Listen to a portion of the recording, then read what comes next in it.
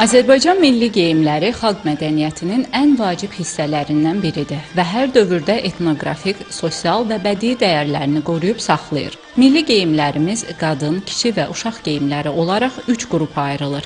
Hər biri də özünə məxsus xüsusiyyətləri ilə seçilir.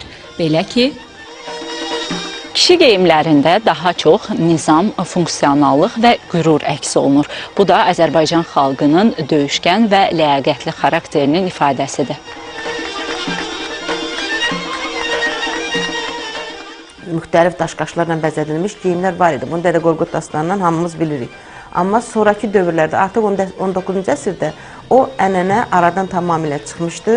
Kişi geyimləri tamamilə ciddi, hərbi forma xarakteri almışdı və ona görə də kişilərin geyimlərində ancaq hazırdaşlar, kəmər, xəncər, bəzi hallarda saat qabı kimi elementlər, aksesuarlar istifadə olunurdu.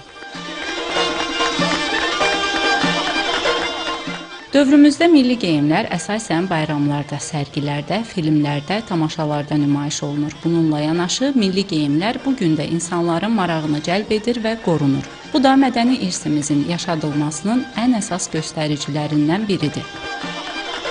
Azərbaycan milli kişi geyiminin əsas hissələrindən biri olan papaq, namus, qeyrət rəmzi kimi qəbul olunub. Papaq evdə hər zaman ən uca, ən hörmətli yerdə saxlanıb.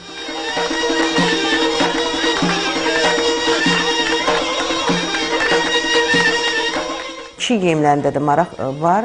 Daha çox papaqları ən azı hamı, əksəriyyəti alır. Amma çuxa, arxalıq kimi geyimlər də hər kəs çalışır öz qarderobuna alıb daxil eləsin onu. Toyunda istifadə edən kişilər var. Hətta buradan xaricə aparırlar toyunda geyinmək üçün. Xaricdə tədbirlərdə istifadə eləmək üçün aparırlar. Milli geyimlərimiz ən dəyərli xəzinələrimizdəndir. Xalqın tarixi ilə sıx bağlı olan geyimlər onun mədəniyyətini öyrənmək üçün qiymətli mənbələrdən biridir. Onlar bizim milli yaddaşımızın bir hissəsi kimi hər zaman dəyərini qoruyub saxlayır. Röya Salmanova, Vahid Zalov, Telesəhər.